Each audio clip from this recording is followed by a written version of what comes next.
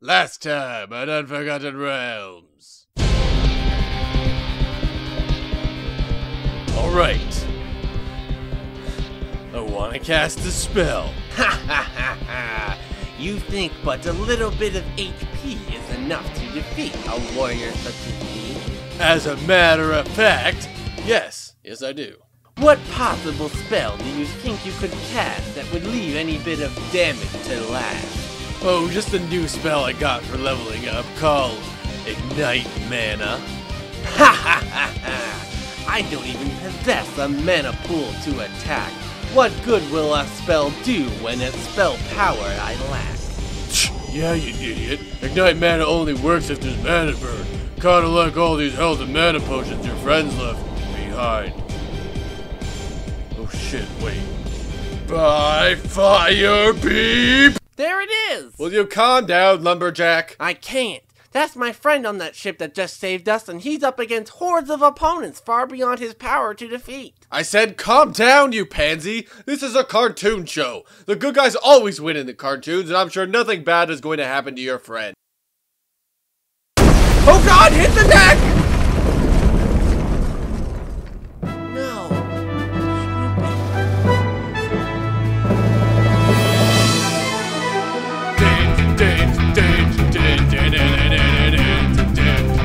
Want to cast the spell? Go! The Canadian lumber! You asked for Schmoopy! Magic missile! Idiot! What is pressing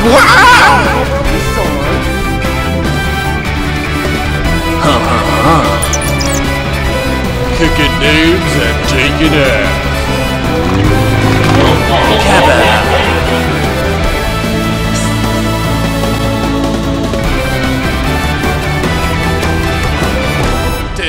The song's over.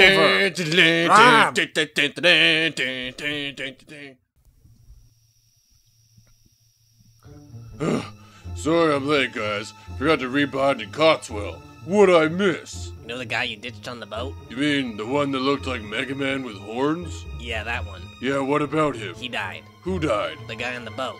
Wait, which guy on the boat? The guy who looks like Mega Man. Wait, there was a guy on the boat who looks like Mega Man? You just said you...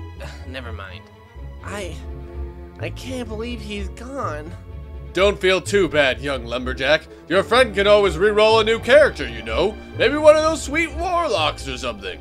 No, it can't be true. Not Sir Schmoopy of Ossington. He can't be gone. Damn those kobolds! What's the deal with those kobolds anyway?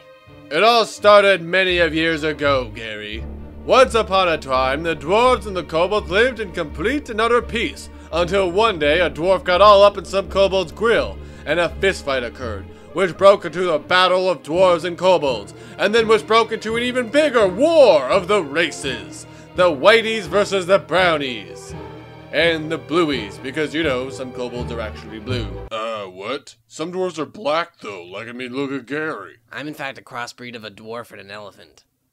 Man, all those jokes I did about doing your mother just became a lot less funny.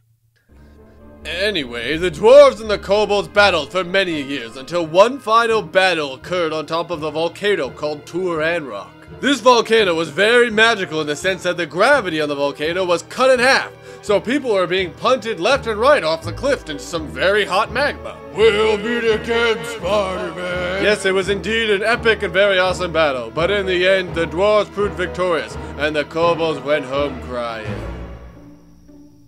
None of that is true. Excuse me? The story is complete fiction. You see, the dwarves and the kobolds have been peaceful for many years. Hundreds of years ago, the dwarf people discovered the kobolds' home in the mountains of Triton. The kobolds, while a primitive race, were very friendly and warm, with a very interesting characteristic of their fur having magnetic properties to it. It seemed that the mountains of Triton were in fact made out of a strange and highly magnetic rock, which the kobolds had been eating in their diet since the dawn of time. As their friendship grew stronger, the kobolds and the dwarves became great allies, and to this day remain so. Why these kobolds decided to attack is beyond me, but I suspect it has something to do with the magical crystals that were discovered. None of that is true. Excuse me? Apparently, you guys were sleeping in history class or something when growing up. Once upon a time, the dwarf people believed in the god of Thor, and they praised him and gave him sacrifices and stuff, and Thor was all like, "Thanks, you guys are the best. Thanks, you guys are the best." But as time grew, the dwarf people got bored of Thor, because he never did anything cool. He kind of just sat in the clouds, and people didn't, even believe he existed sometimes, because they were like blind, and they were all like, "How can a god exist if I can't see him, pal?" And I was like, "Shut up, Mark, you're blind and you can't see anything. By your logic, how can I exist since you can't even see me?" And Mark was like, "Well, maybe that's a good point. Maybe you don't exist." Well, maybe that's a good point. Maybe you don't exist. Anyway, the dwarf stopped believing in Thor, and so Thor was like, "Well, screw this place. I'm gonna go find some people who will worship me." So Thor came to the kobolds in the form of a dream, and was like, "Rescue me, and I shall grant you 3 wishes." So the kobolds were all like, "Kobold!" And so they built a giant magnet, and sucked the Church of Cotswold right out of the city, and everyone was just like, "WTF, mate?" Anyway, so Thor said to the kobolds, "Okay, now what is your first wish?" And the kobolds said, "Kobold!" because they couldn't say anything else because they're kobold. So Thor was like, "Okay," and he made a kobold, and the kobolds were pleased and forgot they had 2 other wishes, and everyone lived happily ever after. The end. I'm not sure if any of you actually have your histories straight, but I will point out that all 3 of your stories don't prove why the kobolds attacked Cotswell. You're right, and this might not be the only attack these kobolds make. Roman, I need you to investigate. I'm on the case, Judge. Wait, Mr. Judge, would it be possible to investigate the shipwreck and look for my friend? I mean, maybe Roman will be able to resurrect him, and since the kobolds were after those crystals, it could be a good place to start.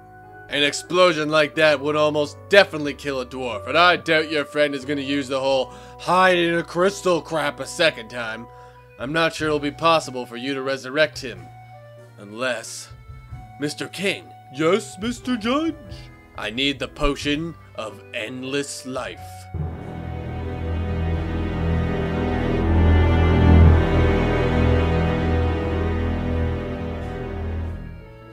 Are you sure? This is not the kind of potion you can go around using all willy-nilly. We need that dwarf alive if we're to figure anything out. Take this, lumberjack. Should Roman not be able to resurrect, use but a single drop to bring your friend back to life, but only a single drop. Even the smallest amount of this potion can grant someone an extension of 50 years on their life. Using an entire potion? My god, it could make someone an immortal. Thank you, Mr. Judge. Thank you, Mr. King. You heroes may use my royal fleet ship to investigate the crash. Thanks for the offer, King, but we already got a ship. We do? Yup, the SS Paladon.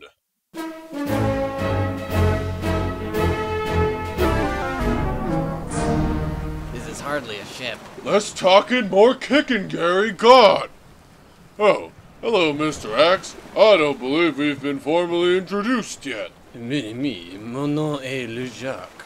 Oh, a Frenchie, I see. I know a lot of French people. My name's Roman. It's a pleasure to meet you. Ahem. Oh, right. And this is my friend Gary. And when I use the word friend, I don't mean like a real friend. I mean like the kind of friend you have on Facebook. You mean the one who spams you with invites to stupid applications that make you kind of hate them more than actually like? Yeah, that one. Don't worry, Schmoopy. We're on our way. With the people of Cotswold saved at the cost of one brave dwarf's life, will our heroes have any chance of resurrecting Mr. Quick to blow up himself and everyone around him? Will Roman and Gary ever be able to solve the case of why the once peaceful kobolds are now attacking the dwarves? And will the community of YouTube ever understand that there is in fact new episodes of Unforgotten Realms and they are on another site other than YouTube? Oh, humanity, how you have failed me. Find out next time on Unforgotten Realms!